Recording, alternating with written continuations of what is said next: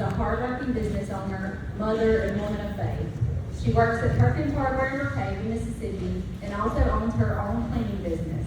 After overcoming 20 years of addiction, homelessness, trauma, and incarceration, April has experienced a powerful restoration through her renewed faith in God. She is the proud mother of 2 children, Lyric and Blaze, and enjoys painting, distressing furniture, and rock cutting. Today, her mission is to help others find hope, healing, and freedom through God, believing that if He delivered her, He can deliver anyone. Please put your hands together for April. Woo!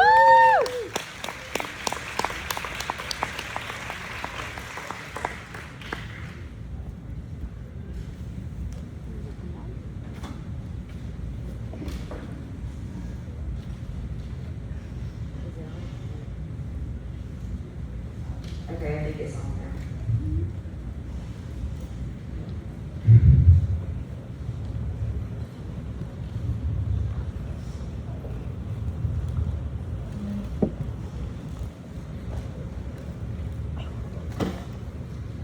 Hey guys, my name is April Davis.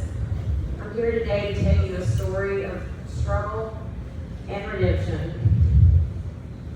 I'm 41 years old. I'm already getting emotional. That's okay. It's okay. This is my first time to ever do this, so just please pray for me. You got it, girl. You got it. Woo! April! I'm 41 years old, and I was born and raised in Hazelhurst, Mississippi. I'm the oldest of 4 children. I had a very normal childhood. My grandparents and my parents made sure from a very early age that I was always in church every Sunday. At the age of 10, I got saved and started my relationship with the Lord. During my teenage years, I was very active in our youth group, and I was in church every time the doors were open. I vividly remember having a strong relationship with the Lord in my early teenage years. I was raised up with grandparents, aunts, and uncles that had problems with addiction. So I was very aware of what it was, but I never thought I would turn out like them. I watched my grandfather go to prison when I was 10 years old. And I remember thinking, I never wanted that to be me. From a very early age, from the time of having my first memories, I can always remember struggling with a food addiction. I was always the fat kid at school that got made fun of. By the age of 10, I was severely overweight. By the age of 14 or 15, I weighed almost 300 pounds. At the age of 15, I started going to a gym called Curves for Women, trying to get my weight problem under control. In a year and a half, I had lost over 110 pounds. I remember going back to school after a summer of being home and noticing that everyone treated me so much differently. People weren't making fun of me anymore, and they actually noticed that I existed. By the time I graduated from high school, I had made a goal for myself to go to college and become a fitness trainer, because I wanted to help other overweight kids like myself and maybe save them from some of the bullying that I had gone through. I started college in August of 2003.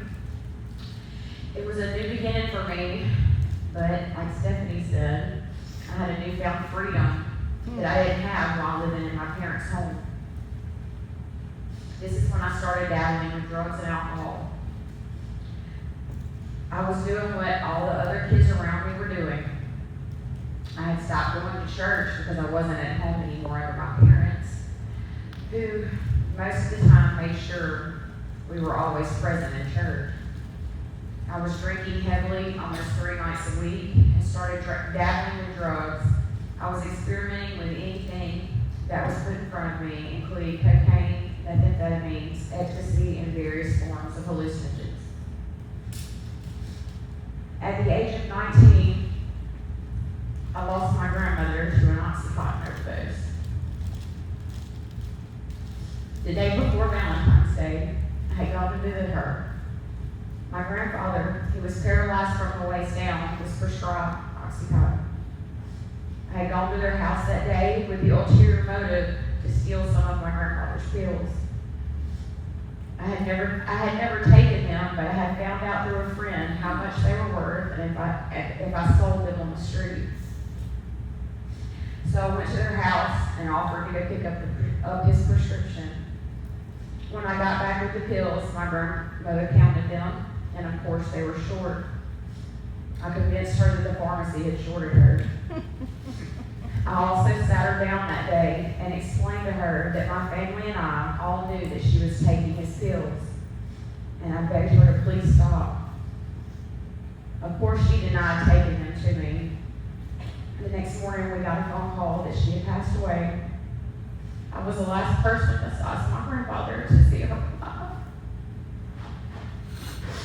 This is when my addiction really began to spiral out of control. Around this time was when I met my children's father. Our whole relationship was based on and started with us getting high together. He was an atheist and did not believe in the Lord. So most of our time together was spent partying and getting high. Shortly after we met, a doctor had written me a prescription of Lortabs because I had a staph infection in one of my eyes. This one prescription of painkillers turned into a severe addiction to painkillers. Our relationship lasted 11 years, during which we were using very heavily together. My painkiller addiction had turned into an IV drug addiction. Shooting up became my preferred way of getting high. I always managed to hold down a decent job, but I would always eventually get fired due to my drug use. I worked at what was then known as Sailor South in their call center in Meadville and was dismissed from there for failing a drug test. I also worked at Regions Bank, the Buyer's Guide, and Wood Forest Bank. But when it came to my job, my addiction always won. During these years, I went to several different treatment centers such as Pine Grove, Home of Grace, and Wood Lake Addiction Recovery Center. I would never make it more than one day out of treatment without taking a drink or getting high.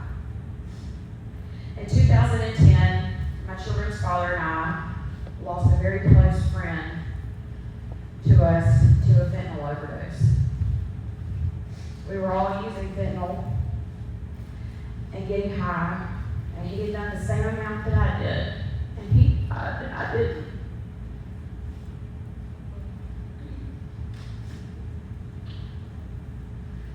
A month prior to him dying, we had lost another friend due to a methadone overdose.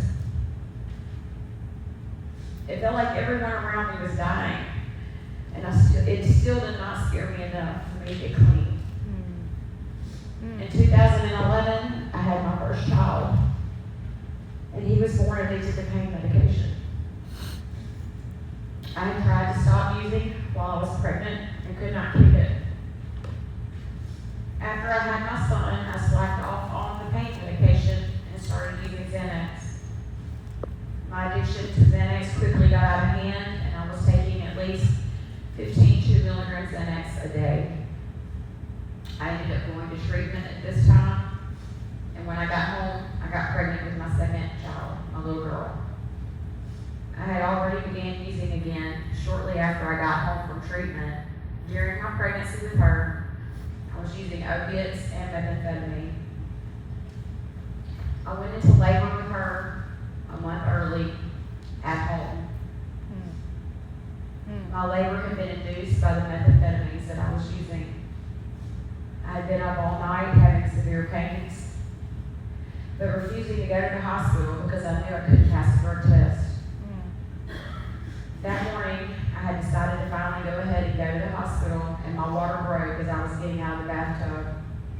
I made it about 10 steps to the dining room, and I delivered my baby girl. My best friend was there to help me deliver her. CPS got involved because of the drugs in both of our systems. My mom had to bring my daughter home from the hospital because they would not release her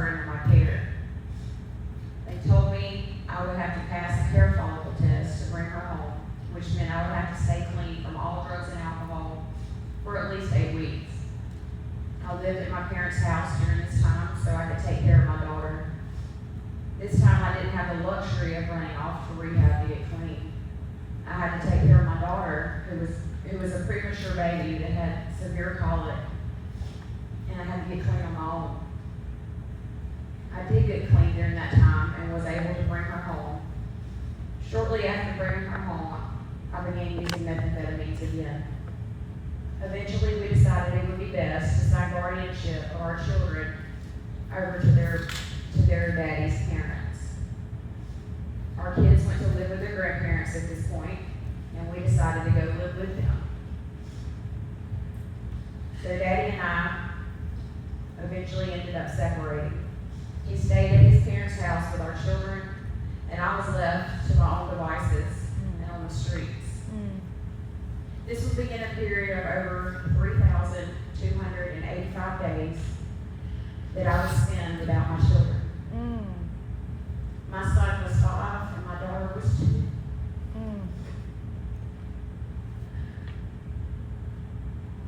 When I left their daddy and my children behind is when I ended up moving in with a new boyfriend / drug dealer, and there was always a supply of drugs around. There would be times I would get to see my kids, but that was only when I appeared to be trying to get myself together. No one knew what was really going on behind the scenes, which was a life filled with drugs. After about 2 years, that boyfriend and I both ended up in jail. I was quickly released, but he was a repeat offender, and he did not get out. By the time I got back to our home, everything I owned had been stolen, and this was the beginning of me being homeless. Sometimes I would stay at different people's houses on their couch, but most of the time I was only allowed to be there long enough to take a shower. There was a period of time I would stay in a shed that one of my friends had on a piece of property. The shed provided literally a roof over my head, and that was it. There was no running water or electricity. There were some nights I would spend in the woods with no blanket, pillow, or flashlight. I remember being terrified one night. I was lost in the woods in a briar patch, and I could not find my way out because it was so dark I could not see my hand in front of my face. I also spent a period of time on the Mississippi Gulf Coast. I actually went down to the coast to help a friend get her house ready for CPS inspection because she was trying to get her kids back. So I spent a week there with her on the coast, preparing her house, and she decided that she was going to run off and get high. And when she did, she started losing her mind, and she ended up leaving me in Bay St. Louis with literally the clothes I had on my back. I was left in a town where I did not know anyone, and she left me on the street with nothing, not even a cell phone to call anyone for help. This was the beginning of about 9 months that I spent on the coast. While there, I stayed with people I had met on the streets and in the casinos, and stayed on their couch most of the time. While on the coast, I went through a lot of traumatic events, including being drugged and raped, and also being hospitalized with a staph infection on my face that nearly killed me. Finally, after 9 months, I was wanted to at least be in the same town as my children, so I begged their father and his girlfriend to come and get me. They came and got me, but when I got back to Lincoln County, I had no house to come back to, so I was dropped off on the side of a country back road. My family was done with me, and I had shut everyone out in my life that had ever tried to help me. I always chose drugs over anyone and anything. After being homeless for about 3 years, I met my husband now. He was also a drug addict, but he gave me a roof over my head, and that was something I had not had in 3 years. There was a lot of fighting, drug use, chaos involved in our relationship. Even at my lowest though, I always knew that God was with me. Some days I would just walk down the road and talk to God and just beg Him just to change my situation. There was a lot of domestic abuse between my husband and I. and that also ended up with both of us in jail. I have been arrested on 3 separate occasions for felony drug charges. I was bonded out of jail after the first 2 times that I was arrested. When I was arrested for my 3rd felony possession charge, my chances, or as some would say, my get out of jail free cards, had run out. The judge was tired of seeing me in his courtroom and gave me a $50,000 cash bond. Ooh, Lordy mercy. This meant that it would cost $50,000 cash to get me out, dollar for dollar. Wow. Usually when you bond out of jail, you only have to pay 10% of what your bond amount is, unless they give you a cash bond. So I was sitting in Lincoln County Jail for 6 months because no one I knew had $50,000 just laying around. Finally, after being there for 6 months, the judge agreed to lower my bond to an amount that was affordable for my husband to pay. I was let out of jail at this time and started pursuing being put on drug court for all my felony drug charges that I had accumulated. I knew that I did not want to go to prison. 6 months in the county jail was enough for me. Yeah. So when I got out of jail, I stayed clean for about 4 months and started trying to get my life together. During those 4 months, my husband would relapse, and he ended up at a treatment center called Friends of Alcoholics in Jackson. In October of 2022, I did end up on drug court for my felony charges. Let me just stop and explain to you exactly, for those of you that don't know, what drug court is. Drug court's a program set up to where you have to call a phone number every day and check to see if you have to go and take a drug test. Every day. You never know until you call if you're going to have to take the test or not. And you usually end up getting tested 2 to 3 times per week randomly. If you fail a drug test, you're usually arrested immediately on the spot and taken to the county jail.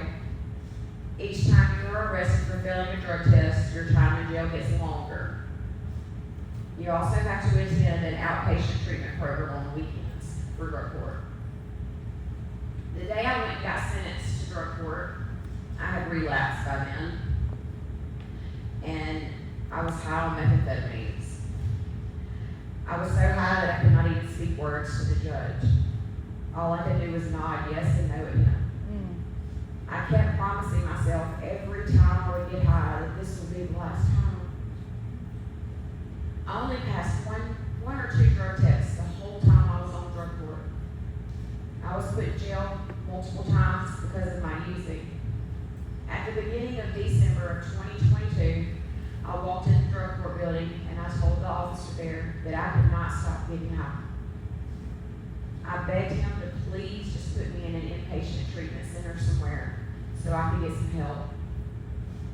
His answer to me was, go home and spend Christmas with your children and we will revisit this after Christmas. I knew in my heart at that moment what was about to happen. I spent Christmas getting high and laying in the bed by myself. I had lost all hope at that point. I had lost my job. I had no way to pay my rent at the 1st of January. So I packed up everything I owned and I got in my husband's truck and I left for Caden. I decided to run. And I ran back to the Gulf Coast where I was homeless yet again. I was on the coast for about 1 month and I was barely surviving. On January 27th of 2023, my mom had PayPal me $50 that morning. So I decided that I would make a trip to the casino and try to stretch my money. How'd that work out? I was on the way to the casino on Highway 90, and I came up on a roadblock going into Bay St. Louis. I knew I didn't have a driver's license, and I knew I was running from the law. And when I came up on that roadblock, I had to make a decision. That split moment. Was I going to go through that roadblock and go to jail? Or was I going to try to run one more time?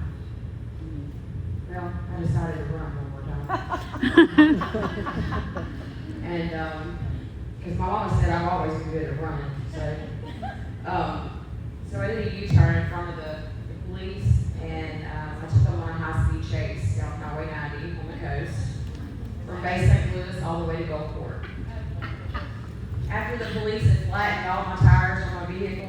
I was forced to stop. I was riding on the rotors, and I knew it was finally over.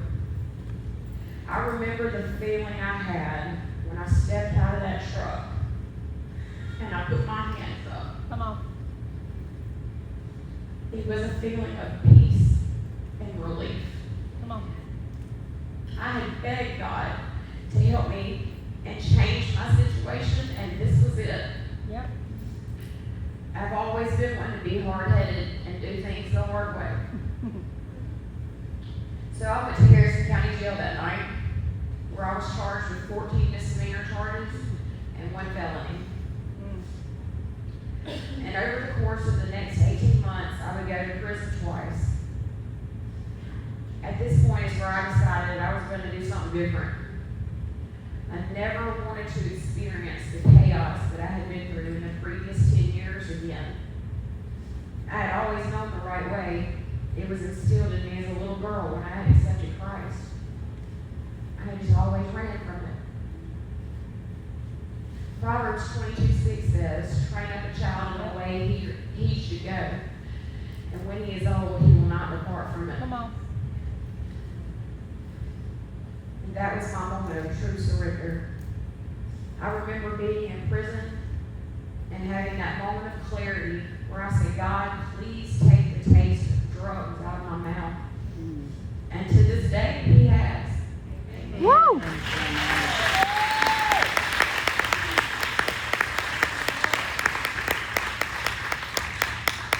I have not had one day since I came home from prison where I even wanted to get high.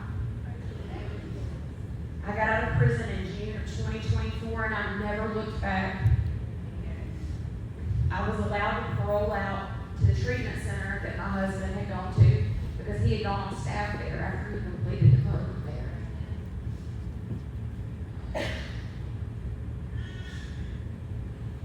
God was working while I was in prison and didn't even know it. Let's see. When I got home from prison, I actively started looking for a job. And y'all, this is nothing but God. And this is nothing but God. I paroled out and I went to live at that treatment center. And my husband's disabled, so I was like, one of us gotta have a good income. You know, we can't do this. So I got on Indeed and I started scrolling. And I've always done office work, so it came up that a place 2 miles down the road from the treatment center was hiring somebody in office called Gotta Go Reynolds. It's a porta potty place. So I told my husband, I said, this place down the road's hiring. It's like 2 miles up the road. He said, yeah, I know those people. They let some of the guys from the treatment center come to work for them. He was like, get in the car, I'll take you up there. And I was like, I just got out of prison 2 weeks ago, I ain't going nowhere. And he said, no, get in the car, I'll just run you up there. So I got in the car, and he drove me up there, and he pulled into the driveway of the business, and he looked at me and he said, I'll go in there and get a job. So I did. And they hired me 2 weeks out of prison because I walked in there and I told that lady exactly what I just told you. Come on. And, you know, the treatment center that we were living at was a Christian-based facility, so I got to actively start serving the Lord as soon as I got home. Yes. I got to start, it is a men's facility, but I got to start ministering to these men, you know, even just being in church with them on Sundays. So I've been clean for over 3 years now. Woo!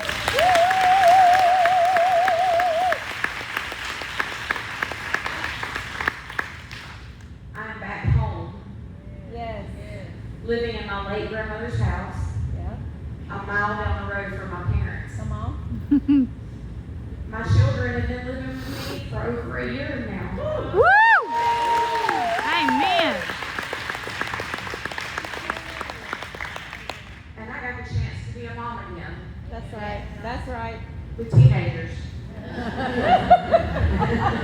Welcome home. I don't recommend it, but I still got a chance. God's got a sense of humor. I'm going to read this Bible verse out of my Bible, so I like it better. 1 Peter 5:10 says, "And the God of all grace, who called you to his eternal glory in Christ, after you have suffered a little while, will himself restore you and make you strong, firm, and steadfast." Amen. One thing I have learned above all is to have faith and trust in him, and he'll provide and make a way. Just because you get clean and sober does not mean that life is going to be a walk in the park all the time. I struggle every day. Just because I don't struggle with getting high doesn't mean I don't struggle. I struggle with normal everyday life now. Come on. Ever since the day that I cried out to God and asked him to take the desire he used for me, like I said, I haven't thought about getting high again, but I will say I have had to learn how to cope with life and its everyday challenges without the use of a substance. There are challenges I face every day, but I know that it is all a part of God's plan, and he's going to take care of me and my family, and he has. I truly believe that's where the Holy Spirit comes in. That is where I've learned to have faith in him through the challenges. I've learned to lean on him when I'm stressed out or I don't know how I'm going to make it through something. Proverbs 3:5-6 says, "Trust in the Lord with all thine heart, and lean not unto thine own understanding. In all thy ways acknowledge him, and he shall direct thy paths." That's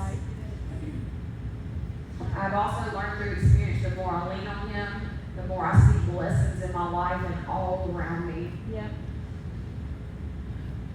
I've seen God show me his grace and mercy every single day. Even on the hard days, I know God's going to make a way, and he always does. Yep.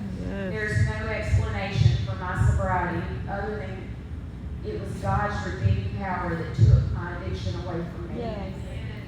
I tried everything to get clean, but until I surrendered everything over to him and told him I was done doing it my way,